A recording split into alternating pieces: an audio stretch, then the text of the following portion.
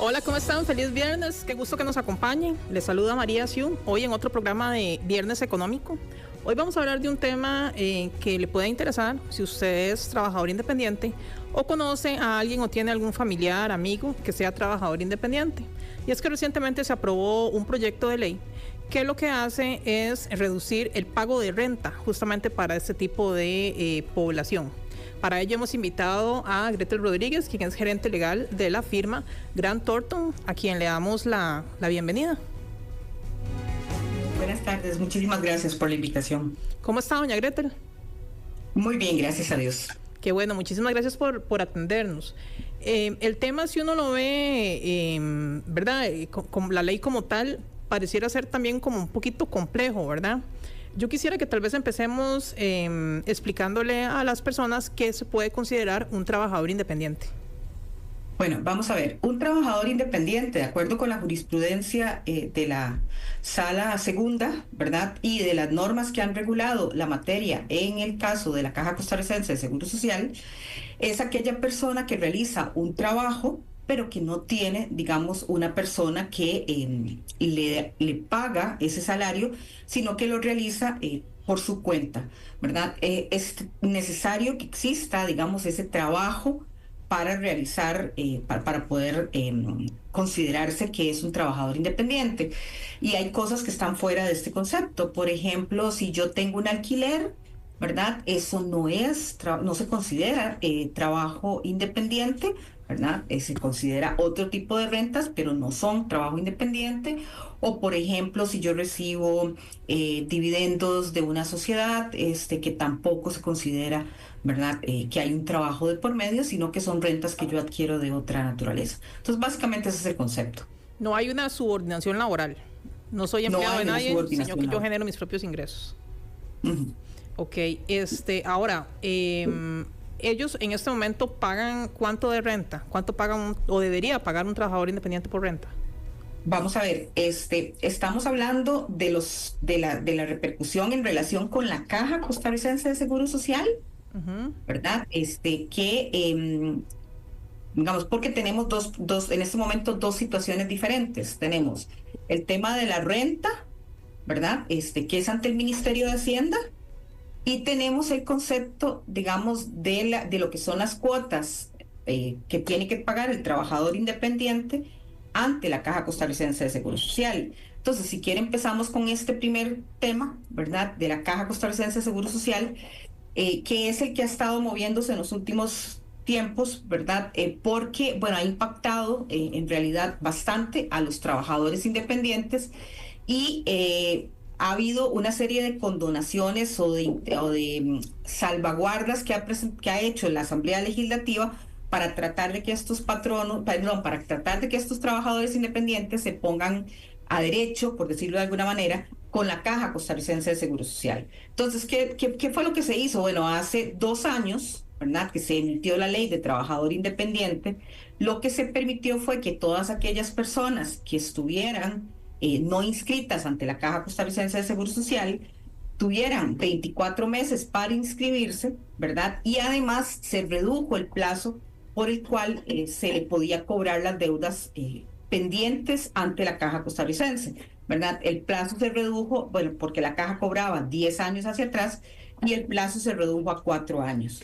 Este primer plazo, digamos, el plazo para inscribirse y formalizar ante la Caja, es el primer plazo que se vence ahora en mayo del año 2025. ¿Verdad? Entonces, todas aquellas personas que todavía no han ido a regularizar con la Caja, es decir, que no han ido a inscribirse como trabajadores independientes ante la Caja, ¿verdad?, deberían de valorar ir a hacer este trámite antes de que ingrese a regir la ley que está, digamos, o sea, antes de que pase el periodo que se le había dado por esta ley a la gente para que pudiera ir a regularizarse. ¿Por qué? Porque si no, va a tener que pagar 10 años, no 4. Entonces, y es bastante plata. En este momento existen 5 escalas para pagar. Eso le iba a decir, porque digamos, uno dice que hay que pagar, pero realmente la gente tendrá la capacidad, porque a lo que entiendo es pagar los 4 años de una sola vez, ¿verdad? en si tendrán la capacidad para regularizarse. Sí, regularizarse no necesariamente es pagar los 4 años, ¿verdad? Entonces, regularizarse es ir a inscribirse como trabajador independiente y de aquí para adelante pagar, ¿verdad? Esa es la primera cosa.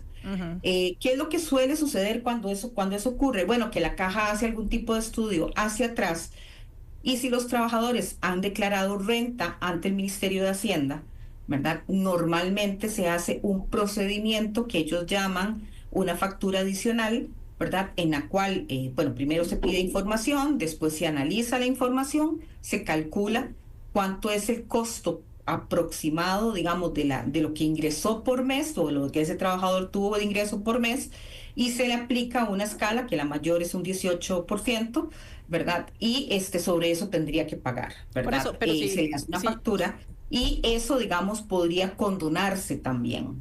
Ok, porque o sea, podría haber un proceso ahí de condonación que también podemos hablar de ello. Porque quienes nos escuchan podría decir, bueno, yo soy trabajador independiente, pero nunca me he formalizado. Entonces, el temor es, bueno, yo llego ante la caja y a partir de ahí, ¿qué pasa? Me van a hacer un estudio para saber si yo tengo deudas pendientes, ¿verdad? Me van a cobrar todo el monto. Eso es lo que usualmente la gente se pregunta. Tal vez tienen todo el interés de normalizarse, pero sí les da miedo o les da susto el llegar y decir, bueno, y a partir de esto, ¿qué van a hacer, verdad? ¿O qué va a pasar con mi situación? Sí, digamos, y el susto es totalmente comprensible, ¿verdad? Porque efectivamente la caja lo hace.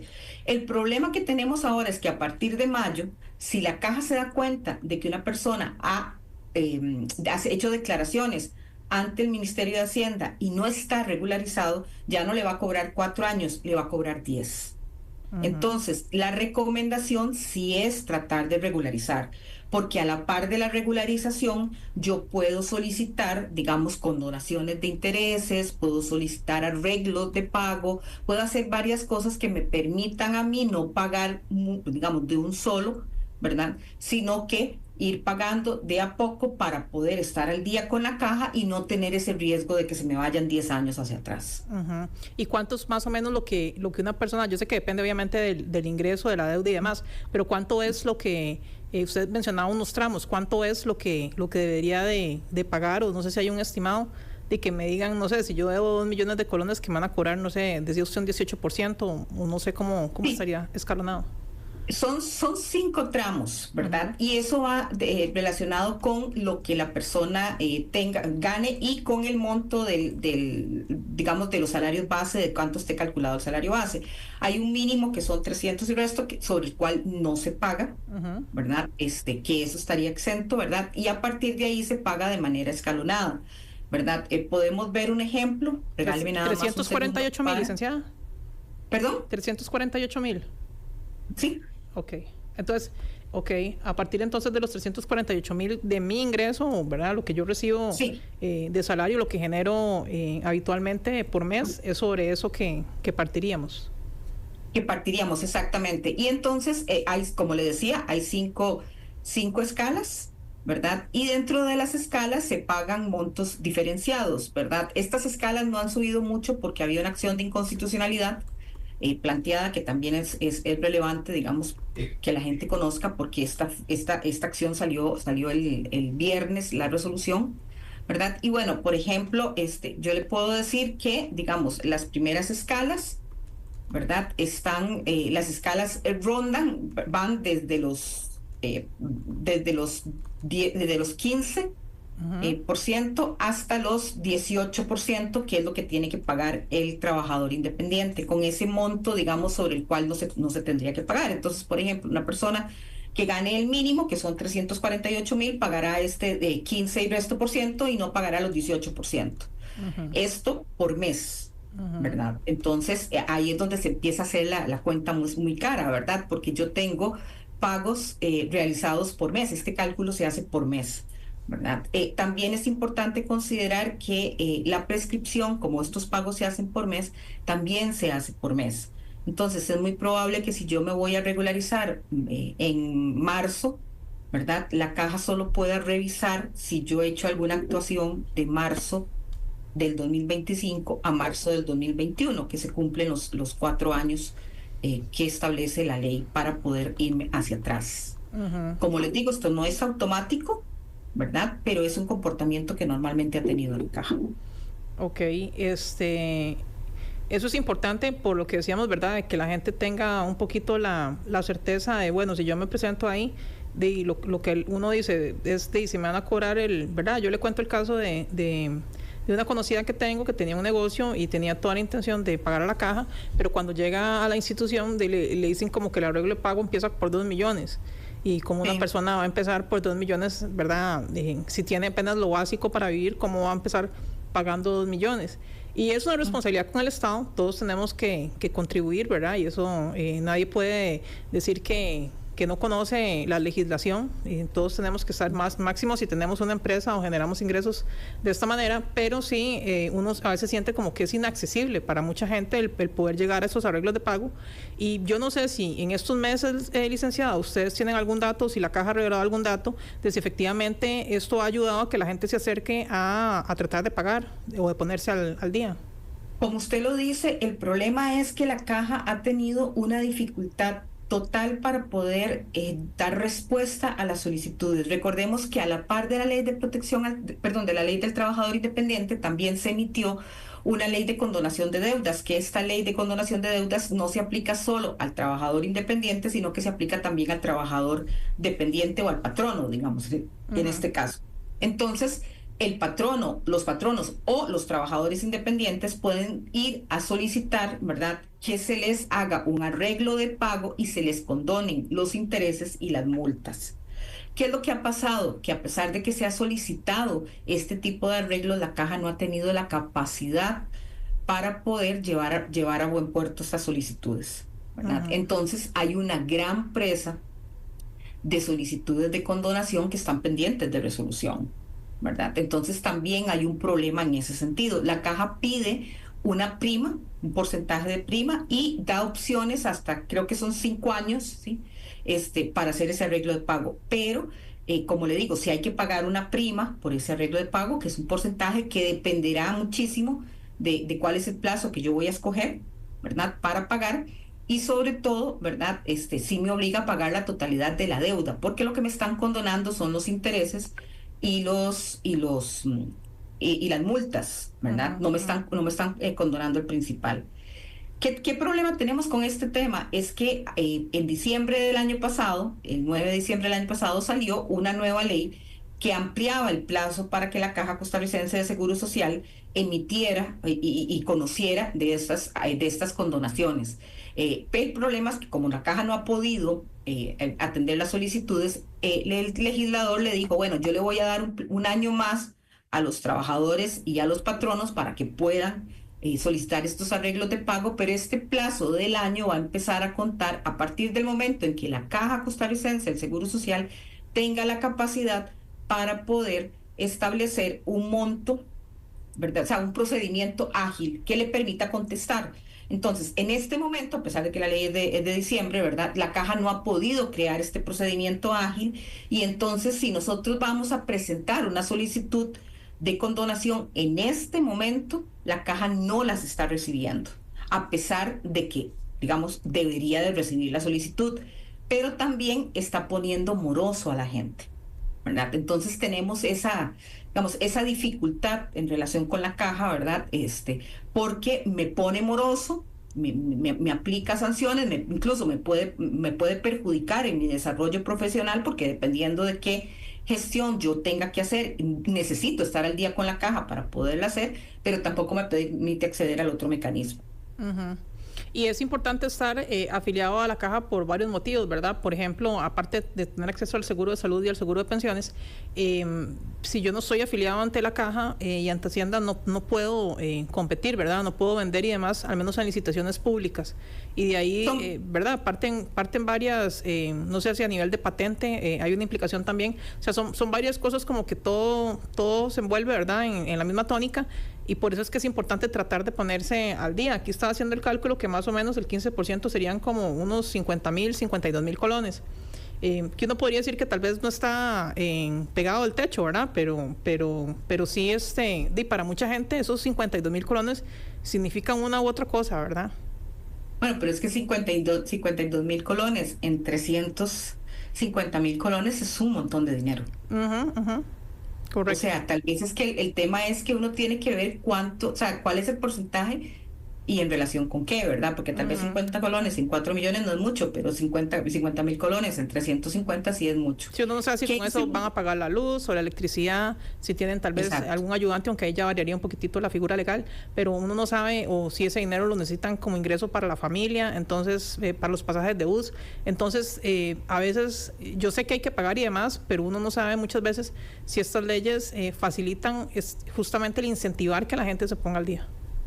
Sí, parte del otro gran tema de discusión, ¿verdad? Es la resolución esta que salió el sábado, perdón, el viernes. Ajá. Es una resolución de sala constitucional, ¿verdad? En el año 2000, el año que se promulgó la ley de protección al trabajador, desde el año 2001, ¿verdad? Fue que se obligó a los trabajadores independientes para que se sometieran al proceso digamos, para que se afiliaran como trabajadores ante la caja.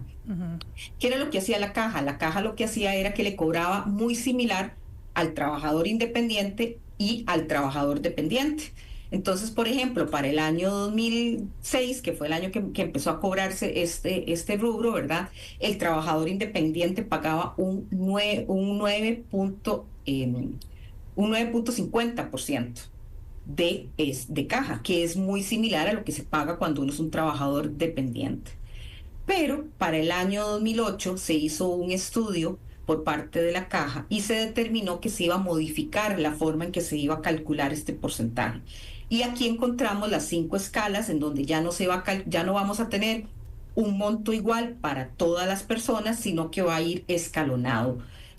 Este cambio en el cálculo, ¿verdad? Es lo que ha generado que se presenten varias acciones de inconstitucionalidad, todas declaradas sin lugar al día de hoy, ¿verdad? Dentro de esas acciones de inconstitucionalidad, bueno, había una específica que reclamaba, presentada por el Colegio de Abogados, que reclamaba por qué se tenía que pagar diferente si yo soy trabajador independiente o si soy trabajador asalariado.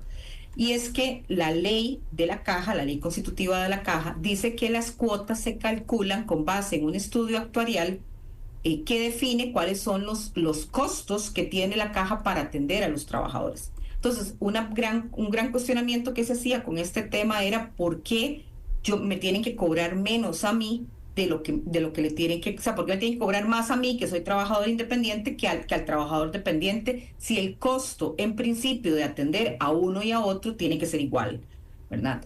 Esta acción se declaró sin lugar porque la sala consideró que era un tema que tenía que ser analizado por la jurisdicción contencioso administrativa, y hay una segunda acción que fue la que se votó el viernes, ¿verdad? Que venía parecido, ¿verdad? En este caso, la persona era un actuario matemático, ¿verdad? Que decía que haciendo el estudio actuarial descubría que no había ninguna razón para que la caja tuviera esos rubros. ¿Por qué cobraba un 15? ¿Por qué cobraba un 18?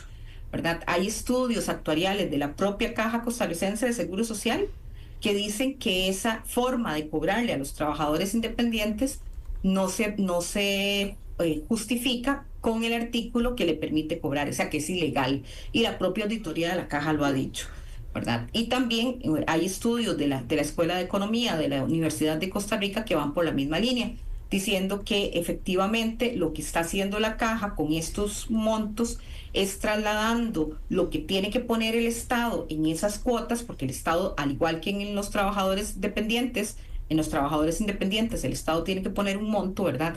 En esta forma de calcular que tiene la caja, el Estado deja de pagar. ¿Verdad? Entonces, por eso es que los montos se vuelven muchísimo más altos, porque imagínense que en el último rubro, que son un 18%, se está cobrando el doble de lo que se venía cobrando, ¿verdad? Entonces, la acción de inconstitucionalidad fue declarada sin lugar. No sabemos ciertamente cuál es la razón, porque no está redactada la sentencia, pero sí va a tener un impacto muy importante en cómo se va a tramitar de ahora en adelante el tema de los trabajadores independientes, porque muchas de las cuestiones estaban paralizadas por esta acción y ahora pues va a haber que ir a los tribunales de justicia a discutir si estas cuotas están bien o están mal planteadas, y no todo el mundo tiene la capacidad. Tengo una duda, ¿por qué es que aquí como parte de la información que ustedes suministran, que proviene justamente de la Sala Cuarta, se dice que las escalas de contribución, justamente este tipo de trabajadores, vulneran los requisitos o parámetros de estudios actuariales que establece la ley? Sí, como le decía, el artículo 23 de la Ley Constitutiva de la Caja Costarricense de Seguro Social dice que para calcular las cuotas, tanto las del trabajador dependiente como las del trabajador independiente, la Sala tiene que hacer un estudio actuarial, ¿verdad? Que es un instrumento económico con unas características eso se lo comprendí, pero el punto es, digamos, ¿sí? Esos estudios no se hicieron, entonces a la hora de que toman en cuenta, a la hora de que determinan que van a hacer estos cambios, aparentemente en beneficio de los trabajadores, ¿esos estudios los hizo la caja o no los hizo? ¿O con base en qué toman la decisión de, bueno, lo vamos a hacer de esta manera para que paguen tanto y demás? Los estudios actuariales no se hicieron. Lo que hicieron fue calcular los porcentajes de acuerdo al salario mínimo. Entonces, una cantidad de salarios mínimos hace cada una de las escalas. Entonces, el cálculo no está con base en los costos de la Caja Costarricense de Seguro Social, sino con base en los salarios mínimos. Entonces aquí entramos en el problema. Pero de que tiene cierto sentido, eso ¿no? Es lo que la ley dice. Tiene cierto sentido que pidan estudios actuariales, me parece a mí.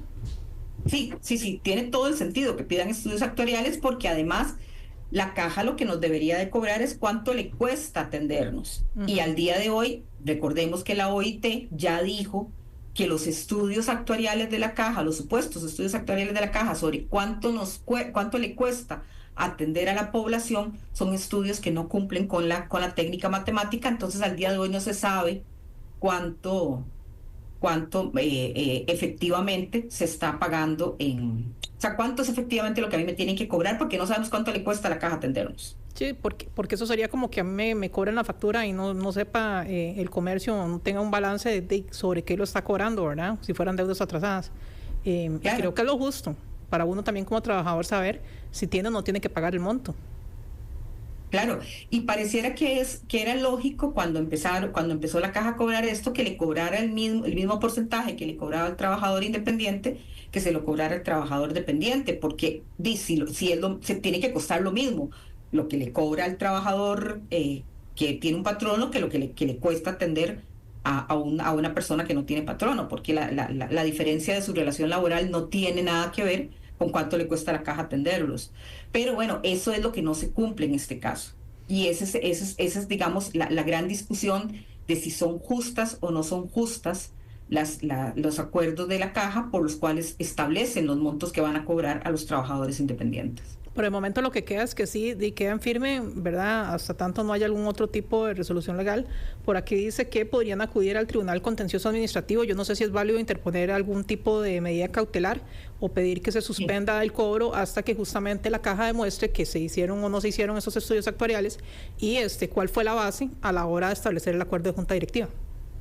Sí, señores, nosotros tenemos, de hecho, procesos contenciosos administrativos planteados, ¿verdad? El Tribunal Contencioso Administrativo ha tenido una posición, el Tribunal de Apelaciones de lo Contencioso Administrativo ha tenido una posición bastante abierta en relación con el tema, obligando, digamos, a la caja a no establecer morosidades mientras se discute el tema, básicamente porque lo que ha dicho el Tribunal Contencioso es que si una persona, digamos, que tiene que pagar un monto de dinero que incluso sobrepasa sus ingresos anuales, ¿verdad?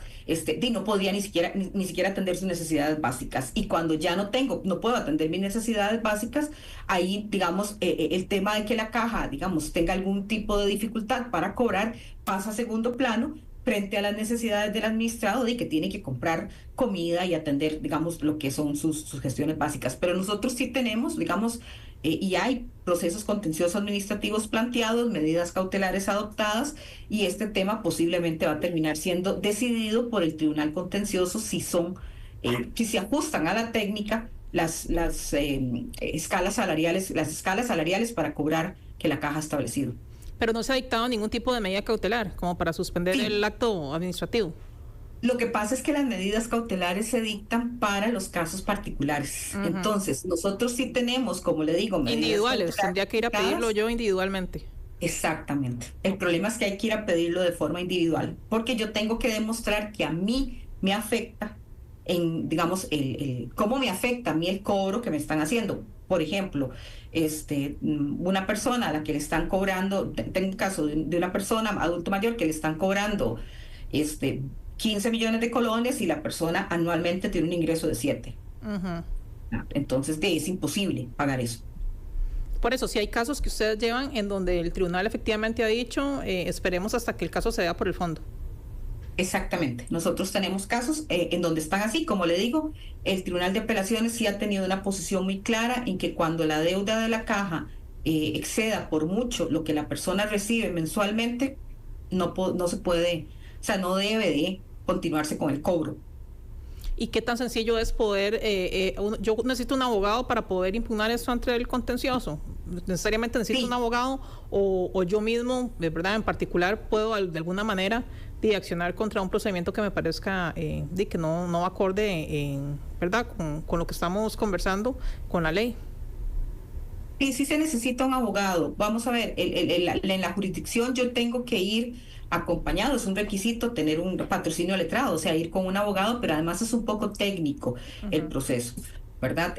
Básicamente el proceso es, yo tengo que definir cuáles son los actos administrativos, en este caso de la caja, que a mí me producen una afectación, cómo me producen esa afectación, ¿verdad? Y entonces planteo una demanda contencioso administrativa contra la caja costarricense de Seguro Social y a la par planteo un proceso de medida cautelar que lo que hace es suspender cualquier cobro o pretender la suspensión del cobro mientras el proceso contencioso se conoce, porque el proceso contencioso puede durar 3, 4 o 5 años, ¿verdad? En terminar. Entonces, lo que se busca es evitar ese daño, ¿verdad? Que la persona se vea afectada por ese proceso, pero sí se tiene que buscar un abogado porque es un requisito que la ley establece que para poder ir a esa jurisdicción hay que tener un abogado.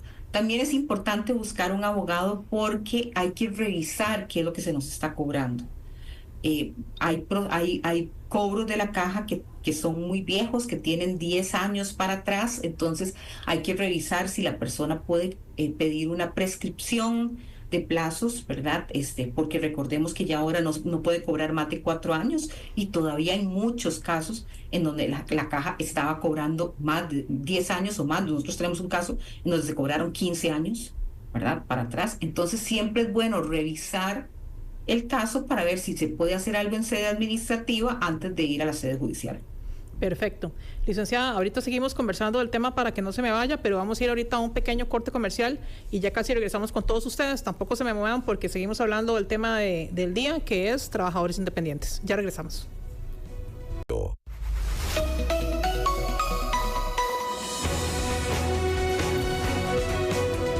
¿Qué tal? Qué gusto que sigan en sintonía de la 92.3 Extra Radio, hoy en Viernes Económico en Asiento Extra. Conversamos con doña Gretel Rodríguez, gerente legal de Grant Thornton, con quien estamos hablando acerca de una reciente resolución de la Sala Constitucional asociada al tema de trabajadores independientes. Y es que no es para menos, en el país se estima que hay unos 533,000 trabajadores independientes que constituyen cerca de un 25% de la fuerza laboral. Doña Gretel, entonces, como para cerrar ese tema y continuar con el otro que le hacía la pregunta inicialmente, de una ley que acaba de pasar justamente para el tema del pago de renta. En este tema de la afiliación ante la caja, la inscripción, el pago de deuda atrasada y demás, ¿cuál es la recomendación de ustedes? ¿Que la persona todavía no se presente? Doña Gretel. Porque me escuchan. Sí, ahora sí la escucho. Perdón, teníamos un problemita técnico. La recomendación de ustedes es entonces que la persona todavía no se presente. No, la recomendación de nosotros es que revise el caso particular, ¿verdad? Tenemos casos diferentes y cada persona maneja los casos diferentes. Si es una persona que trabaja de manera independiente y que va a seguir trabajando de manera independiente, la recomendación de nosotros es que valore, ¿verdad? Si el esquema de trabajo que va a seguir utilizando es este de trabajador independiente o si tiene la posibilidad de moverse a un esquema de trabajador dependiente. Depende del giro de negocio y de lo que realice la empresa. Puede ser más rentable desde el punto de vista incluso económico, seguir una línea o seguir otra. Lo que sí es que la persona tiene que tomar una decisión de qué va a hacer antes de mayo del 2025. ¿Por qué antes de mayo del 2025? Porque si no, se puede arriesgar a que la caja le haga una fiscalización y le cobre deudas de hace 10 años, ¿verdad? Entonces sí tiene, digamos, que entrar en una valoración de qué es lo que más le sirve, ¿verdad? Ahí sí lo que le recomendaría es buscar una asesoría que le ayude de alguna manera a determinar cuál es el mejor camino. Si yo tengo 2 años, voy a poner un ejemplo, si yo tengo 2 años de ser trabajador independiente, ¿verdad? Y tengo de estar cotizando o sea, y no cotizo ante la caja y voy a seguir trabajando así, ¿verdad? Posiblemente me sirva más ir a inscribirme y calcular cuánto va a ser el golpe si me llegaran a cobrar, ¿verdad? Esos 2 años que no he pagado, ¿verdad? Si yo tengo, si yo tengo 15 años de ser trabajador independiente y nunca me he inscrito en la caja, pues también, porque me pueden cobrar 10 años más, ¿verdad? Pero puede ser que si yo tengo un giro de negocio en donde puedo modificar mi estructura, ¿verdad? Lo que me sirva más bien es convertirme en un trabajador asalariado de mi empresa, ¿verdad? Y no inscribirme como trabajador independiente, ¿verdad? Entonces dependerá muchísimo del giro de negocio de la empresa. A mí lo que me preocupa es que tal vez mucha gente no tampoco tiene dinero como para pagar un abogado, ¿verdad? O tener alguna asesoría legal. Nosotros pues esperamos que este programa sea de provecho y que por lo menos abra una luz y una guía para tratar de buscar alguna solución a cada situación en particular. Ustedes, antes de pasar al siguiente tema, doña Gretel, ¿tienen algún correo donde la gente pueda escribir en caso de tener alguna duda o algún número de teléfono? Sí, claro. Me pueden escribir a mí, Gretel. Ajá. Ay, un segundito. Es Gretel. Rodríguez arroba cr.gt.com. Ok, ahí para que la gente lo tenga en cuenta, quienes nos escuchan, por si necesitan algún tipo de asesoría adicional. Le preguntaba al inicio de la entrevista, licenciada, acerca de este eventual alivio fiscal, que todavía no sabemos porque, ¿verdad? Se ha dicho políticamente que podría este proyecto, ¿verdad? Vetarse, aunque los diputados igual lo pueden resallar, igual podría continuar, pero bueno, mientras está en esta maraña política, se aprobó recientemente una ley que le traería también un alivio fiscal justamente a los trabajadores independientes, y se trata de que menos tengan que pagar impuestos sobre la renta, ¿verdad? A partir de determinado monto de ingreso, licenciada, ¿es así? Sí, vamos a ver, aquí el punto medular es que igual en el caso de los trabajadores asalariados pagan diferente a los trabajadores independientes cuando yo estoy en frente a renta, ¿verdad? O sea, en el caso de los trabajadores asalariados, una persona está exenta si tiene un ingreso hasta los 900,000 colones en este momento. Entonces no tiene que pagar renta, ¿verdad? En el caso de los trabajadores dependientes, ese rubro es muchísimo más bajo, porque ese rubro ronda los 348,000 colones. Entonces, el proyecto de ley lo que viene es a subir ese tope para tratar de igualar un poco el monto que va a tener que pagar una persona, digamos, que trabaje como independiente, ¿verdad? Y que no sea asalariado. En este momento, el cálculo ronda alrededor de los 520,000 colones por mes, que es el monto sobre el cual, o sea, sobre ese monto, digamos, los que ganen más de los 520,333 son los que tendrían que pagar, ¿verdad? Un porcentaje por este rubro. Entonces, si yo actualmente gano 348,000, del todo no lo tengo que pagar. Pero no lo tendría que pagar. A partir de esta ley, si gano 520,000 o entre todo 348 y 520, ajá.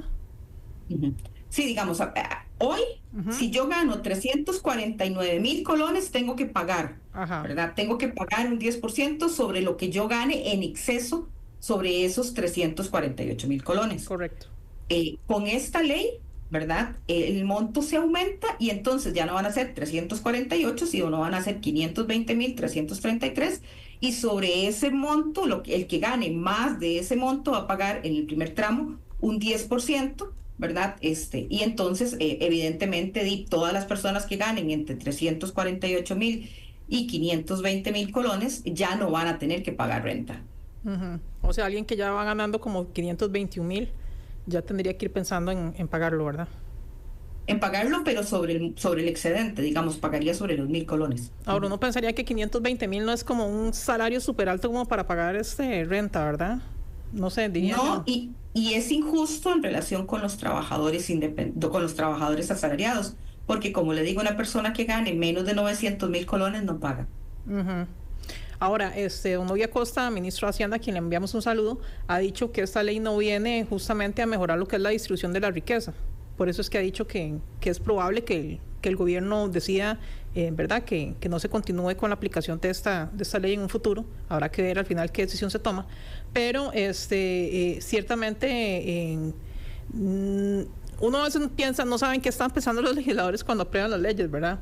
Pero sí yo siento que es un monto alto para un trabajador el pagar renta, para un trabajador que genera sus propios ingresos. Ahora, hay trabajadores de trabajadores, ¿verdad? Pero si uno piensa en los más pequeños, pues qué difícil sacar ese monto para poder cancelar este impuesto. Sí, son, digamos, uno se cuestiona, digamos, por qué el tratamiento diferente, ¿verdad? O sea, por qué un trabajador asalariado tiene una condición distinta a un trabajador, digamos, independiente, ¿verdad? Sobre todo porque el independiente asume el riesgo de su negocio y el trabajador dependiente no, ¿verdad? La asume su patrono, el patrono es el que asume el riesgo del negocio. Entonces, esa es una de los primeros cuestionamientos que uno haría. ¿Por qué realmente se da un tratamiento diferenciado para uno para otro? Y el otro tema, ¿verdad? Es, bueno, vamos a ver, si yo no doy facilidades para que las personas se regularicen, ¿verdad? Yo podría caer en el problema de que voy a tener un montón de personas que no se regularizan, o sea, que trabajan fuera del espectro, ¿verdad? Igual que ocurre con la caja. Entonces yo no pago caja, no pago renta porque no me alcanza, no pago, o sea, entonces el sector informal de la economía se hace cada vez más grande, ¿verdad? Cuando yo no tengo políticas que tiendan, ¿verdad? O que me incentiven de alguna manera a buscar esa regularización. Claro, uno entiende también por qué hay trabajadores independientes que ganan desde los 6 millones anuales, ¿verdad? Que tal vez serían los más pequeños, hasta gente que sí ya gana 20 millones al año, ¿verdad? Como decía, de todo hay es un universo muy grande. Pero sí debería haber algún tipo de distribución que fuera equitativa. La gente que defiende esta ley, entre ellos algunos diputados, justamente han hablado del tema de equidad. Pero ahora habrá que ver, ¿verdad, licenciada, a nivel político, qué pasa con esto? Porque podría ser que el gobierno tome acciones y al mismo tiempo los diputados digan, no, sí queda vigente, pero la gente queda como un limbo jurídico, y no sé qué va a pasar.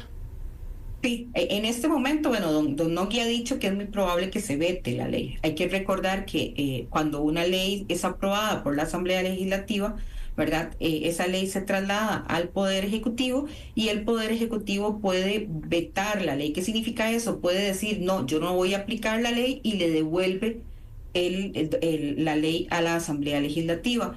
En ese caso, la Asamblea Legislativa puede volver a votar la ley ya con una mayoría o sea, con una mayoría calificada, con más votos, digamos, de lo que normalmente se aprueban las leyes y, ¿verdad? En este caso podría, digamos, ocurrir, como ha ocurrido, digamos, en otras oportunidades durante este gobierno, que los diputados voten a favor de la ley de nuevo y la ley tenga que ser aplicada porque se da lo que se conoce en derecho como un resecho. Entonces, sí habrá que esperar. Las razones que ha dado don Nogui para decir que se va a desaplicar son razones de oportunidad y conveniencia, pero hasta no tener digamos, el documento de cuál sería un eventual veto, pues no podríamos tener claridad, digamos, de qué es la razón. Esto atrasaría mucho también el proceso, porque si las razones del veto son razones de inconstitucionalidad, también entraría a analizar el tema a la sala constitucional, con lo cual probablemente ese limbo del que usted habla se incremente. ¿Es posible entonces enviar la ley nuevamente a sala? Porque se supone que antes de aprobar la ley, los diputados deben enviar una consulta justamente a los magistrados para ver si la ley cumple con los principios constitucionales. Entonces, ¿es posible que el gobierno pudiera argumentar que realmente tiene algún tipo de roce constitucional? Sí, gobierno puede devolverlo por roces constitucionales o puede devolverlo por razones de conveniencia. Si lo envía por roces constitucionales, tendría que, o sea, que considerarse la opinión de la Sala Constitucional para determinar si hay o no hay roce constitucional. En estos casos, como yo le decía, le deja a uno como ese sinsabor de incertidumbre jurídica, porque creo que sería este ya el sexto veto y bueno, ahí andaban en resellos y demás que se hacen de leyes. Eso al ciudadano creo que le genera cierta confusión. Sí, históricamente ha sido, digamos, muy poco en la historia de Costa Rica la existencia digamos, de esta discusión, por decirlo así, jurídica entre la Asamblea Legislativa y el Poder Ejecutivo. Normalmente, digamos, no ha habido en un mismo gobierno tantos vetos como los que ha planteado este gobierno, ¿verdad? Y tantos resellos también como ha ocurrido, digamos, con este gobierno. Pero es un mecanismo, digamos, que constitucionalmente es posible, ¿verdad? Entonces, pues el hecho de que no se haya utilizado no necesariamente significa que no se pueda usar. Es una carta de derecho para las dos vías, tanto por los diputados como para el gobierno están en plena potestad, ¿verdad?, de decir que justamente como usted lo dice, que no es conveniente o que no es constitucional y por ende ahí ellos al final toman la decisión y pues hay que respetar, vivimos en un país de derecho y hay que respetar lo que al final decía la mayoría y lo que nos diga el bloque de legalidad. ¿Hay algún otro proyecto, licenciada, que esté en la corriente legislativa que tenga que ver justamente con trabajadores independientes o con pymes, que sea de carácter tributario, que pudiera estar, que ustedes hayan analizado y que consideren que sea importante? Sí, tal vez en este momento más que proyectos de ley, ¿verdad? Porque estamos en un año electoral y digamos eso incide también en la producción de la Asamblea. Sí tenemos muchas acciones de inconstitucionalidad en materia tributaria que tienen una incidencia muy importante en este tema, ¿verdad? Y que afectan no solo a los trabajadores independientes, sino en general, ¿verdad? A todos los trabajadores y las empresas, ¿verdad? Entonces tenemos una que se votó el día de antier, el martes, ¿verdad? Que tenía paralizado casi todos los procesos contenciosos administrativos que se estaban discutiendo en el tema, porque la sala, digamos, la sala primera de la Corte Suprema de Justicia tenía la posición de que en los casos en donde se hacía una anulación del procedimiento de cobro tributario, ¿verdad? Que aquí, independientemente de que sea un trabajador independiente o una empresa, ¿verdad? Si ese cobro se producía una nulidad, los actos que se declaraban nulos, o sea, los actos que se desaparecían del ordenamiento jurídico, sí se consideraban para calcular la prescripción. Recordemos que que la administración tributaria tiene un tiempo para cobrar y para revisar las declaraciones de impuestos. Ese tiempo es de 4 años. Entonces, lo que decía básicamente esta jurisprudencia es que si había una revisión de la declaración de impuestos y por alguna razón el acto, digamos, en donde se le decía a un contribuyente que tenía que pagar más, tenía un vicio y se anulaba, de todas maneras, ese acto, ¿verdad?, se iba a contabilizar dentro del plazo de prescripción, con lo cual los plazos pasaban de ser de 4 años, incluso se ampliaban y se ampliaban y se ampliaban porque la administración, nosotros decimos, prácticamente podía tener la fiscalización abierta perennemente. El martes la Sala Constitucional conoció de esta acción de inconstitucionalidad, ¿verdad? Y declaró sin lugar la acción. Básicamente lo que dice es que es el tema, digamos, de cómo se va a aplicar la figura de la prescripción. Ya ellos lo habían resuelto en una acción del año 2020, en la que se había dicho que era un tema de legalidad, que tendría que ser analizado por la Sala Primera, cómo se entiende, de acuerdo con cómo lo entiende la Sala Primera, y entonces declaró sin lugar la acción esta que se estaba planteando, que como le digo, tenía suspendido la mayoría de los procesos. Esa va a tener una incidencia importante también en esta materia, porque hay procesos que pueden estar abiertos hasta 20 años, ¿verdad? Entre el proceso de fiscalización y el momento que paga. Y el problema fundamental es que todo ese tiempo que esté abierto el proceso, se tienen que pagar intereses. Entonces, a veces por errores de la administración, el administrado termina pagando intereses sin que pueda quitárselos, por decirlo de alguna manera, de encima. Entonces, esta es una de las más importantes. Podemos poner un ejemplo como para ver de qué manera incidiría, un ejemplo hipotético. Claro. Digamos que yo presenté mi declaración, ¿verdad? Y dije que yo subcontrataba servicios X, ¿verdad? Ujú. Y eso es cuando la administración revisa mi declaración, dice, yo no le voy a aceptar ese gasto que usted dice que usted hizo por contratar esos servicios. Y entonces le voy a aumentar, usted pagó 100 colones, obviamente que estoy hablando en números fáciles, 100 colones de impuestos, ya no le voy a cobrar 100 colones, le voy a cobrar 150. Entonces me debe 50 colones, Ujú. ¿verdad?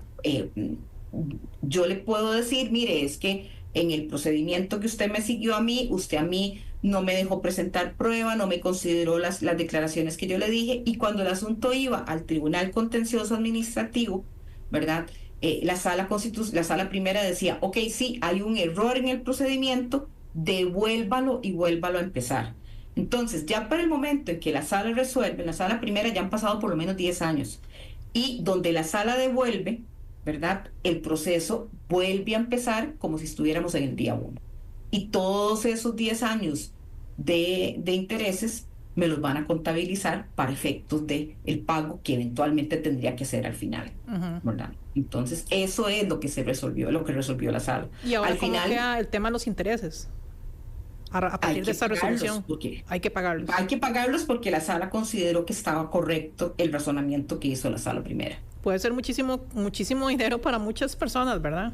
Y Mira que la empresas. experiencia de nosotros incluso puede llegar a ser más el monto por intereses que el principal. Claro, Muchas veces es más importante los intereses que el principal. claro, porque siguen corriendo y eso es lo que ahoga a muchas empresas y a muchas familias, los intereses. Claro, claro, o sea, y es complicado porque uno lo que dice es, pero es que la culpa de que esté mal hecho el procedimiento es de la administración, no mía. Entonces, ¿por qué yo tengo que pagar los intereses?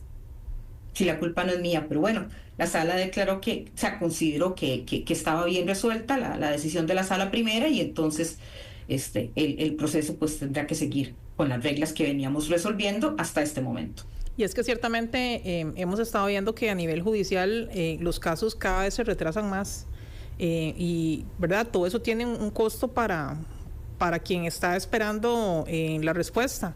Eso Ujú. ustedes también lo han notado, al menos en cobro Sí. judicial sabemos que hay montones de casos de que pasan los años y pasan los años y uno dice, pero bueno, ¿y en qué momento van a resolver los tribunales? Y el contribuyente está esperando, en este caso, la persona de cobro, el deudor, y la misma entidad que está haciendo el cobro también podría hacer y no resuelven. Al final es un tema de justicia pronta y cumplida. ¿Ustedes han notado también un mayor retraso? Sí, mire, yo recuerdo cuando nosotros cambiamos el sistema para analizar los actos del Estado en el año 2008, porque veníamos con la ley reguladora de la jurisdicción contenciosa administrativa, que era una ley, digamos, bastante, tenía ya 30 años de estar rigiendo para ese momento, y lo que se decía era que los procesos duraban mucho, que duraban 10 años. Se pasó de un sistema totalmente escrito a un sistema oral con la esperanza de que los procesos iban a durar si acaso un año, ¿verdad? Y a los 2 años o 3 años de estar con este proceso nuevo en el año 2008, nos dimos cuenta, o nos dimos cuenta todos los que trabajamos con este proceso, que eso no era cierto. O sea, que la expectativa de que los procesos iban a durar muy poco no se lograba, porque la oralidad, si bien tiene sus temas buenos, y también tiene, digamos, las limitaciones propias de todo sistema, que es la cantidad de jueces que hay, la gran litigiosidad que tenemos los costarricenses. Nosotros los costarricenses somos bastante litigiosos, ¿verdad?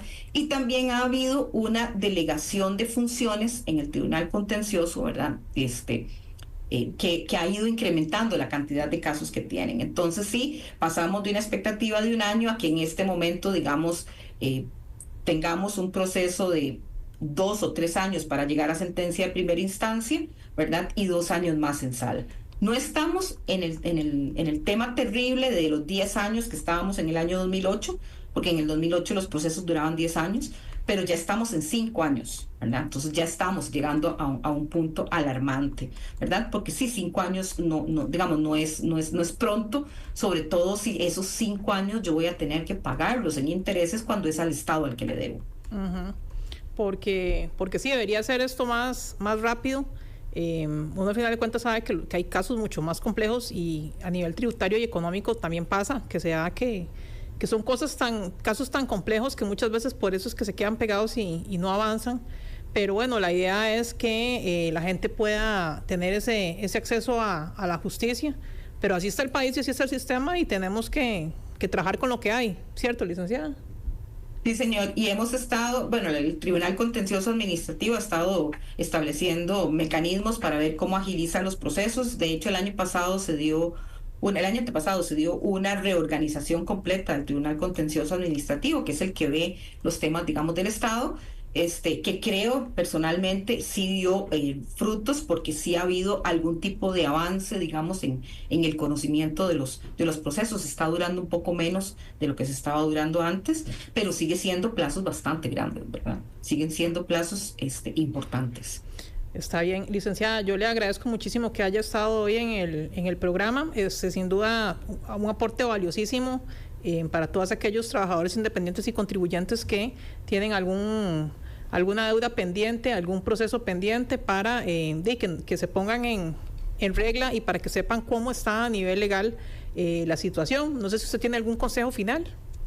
Sí, el consejo para los trabajadores independientes es: si usted tiene muchos años de trabajar, de ser trabajador independiente, vaya y regularícese, ¿verdad? Porque ese es el menor riesgo, ¿verdad? Si no tiene tantos años, ¿verdad? Inscríbase y siga pagando para adelante, o valore si cambia su esquema de contribución, ¿verdad? Por uno que le sirva más. Pero definitivamente, si usted tiene muchos años de ser trabajador independiente y no se ha inscrito, lo mejor es inscribirse. Perfecto, licenciada. Esperamos que no sea la última vez y nuevamente le doy las gracias por haber participado. Bueno, muchas gracias por la invitación y es un placer. Gracias. A todos ustedes, amigos, también gracias por habernos acompañado en este Viernes Económico de Asiento Extra. Siga con sintonía, y por ahí veo ya a doña Maureen Salguero, ya viene con mucho que contar, también con el compañero Alexis Jiménez. Creo que hoy no los acompañará Cris Brenes, pero por acá estarán ellos para que ustedes sigan en sintonía y escuchen las historias que nos traen los compañeros, que por supuesto siempre son muy divertidas con la presencia de don Alexis. Nos escuchamos el próximo viernes. Que tengan un excelente fin de semana.